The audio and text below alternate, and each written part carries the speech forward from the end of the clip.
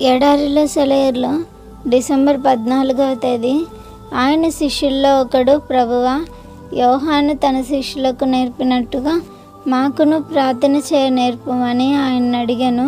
అందుకు ఆయన, మీరు ప్రార్థన చేయనప్పుడు నీ రాజ్యము వచ్చునుగాక అని పలుకుడని వారితో చెప్పాను. లూకా సువార్త 11వ అధ్యాయం 1-2 వచనాలు.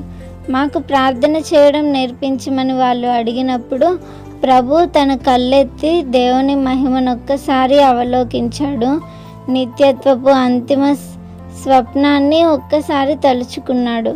దేవుడు మానవ జీవితంలో సంకల్పించిన దాని సారాంశాన్ని క్రోడీకరించి ఈ అర్థవంతమైన మాటల్లో ఇమిడ్చి ఇలా ప్రార్థించండి అంటూ ఆదేశించాడు. మనకు సాధారణంగా వినబడే ప్రార్థనకి దీనికి ఎంత వ్యత్యాసమో చూడండి. మన ఇష్టాన్ని అనుసరించి ప్రార్థిస్తే ఇలా ఉంటుంది మన ప్రార్థన: దేవా, నన్ను దీవించు, నా కుటుంబాన్ని, నా సంఘాన్ని, మా ఊరిని, మా దేశాన్ని దీవించు. ఎక్కడో మూలను ఆయన రాజ్యం గురించి ఒక మాట అంటామేమో. ప్రభు అయితే మనం ఎక్కడైతే వదిలేసామో అక్కడ ప్రారంభించాడు. లోకం గురించి ముందు, మన వ్యక్తిగత అవసరాల తర్వాత అడగాలి. నా ప్రార్థన ఖండాంతరాలు దాటి ప్రతి ద్వీపాన్ని కలుపుకొని ప్రపంచమంతటి కొరకు దేవుని సంకల్పం గురించి, ప్రతి వ్యక్తి గురించి, ప్రతి జాతి గురించి ప్రార్థించిన తరువాత నా కోసం చిన్న రొట్టె ముక్కనిమ్మని అడగమంటున్నాడు. తనకున్నదంతా ఇచ్చేసి తనకు తానే మన కోసం సిలువపై త్యాగం చేసేసిన తరువాత ఆయన మనల్ని ఏదైనా అడగడానికి యోగ్యుడే కదా. దేవుని రాజ్యం ముందు అందరూ స్త్రీ పురుషులు అల్పులే. ఆ అద్భుత శక్తి అంచుల్ని కూడా ఎవరు తాకలేరు.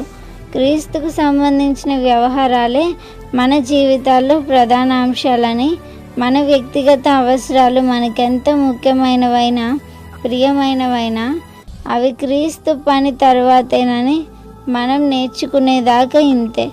ఆఫ్రికా ఖండపు మిషనరీ రాబర్ట్ మోఫ్తన్ని ఒక పాప తన ఆల్బంలో ఏదైనా రాయమంది. ఆయన రాసిన మాటలివి: నా హృదయమే నా ఆల్బం, తుఫాను కమ్మి చీకటి మూసి కాంతి విహీనమైన ఆల్బం, యేసు పేరు దానిపై రాయాలి. ఆ హృదయం ఆయన ముందు మోకరిల్లాలి. సౌందర్య లోకాన్ని వీక్షించాలి. ఇదే నా ప్రియమైన కోరిక. ఆయన రాజ్యము అంతం లేనిదై ఉండును. లూకా సువార్త 1వ అధ్యాయం 33వ వచనం. మిషనరీ పని చేయడం అన్నది ఈనాటి సంఘాల తరువాత ఆలోచించి తెలుసుకున్నది కాదు, క్రీస్తు ముందుగానే నిర్ణయించి ఆదేశించినది. Praise the lord.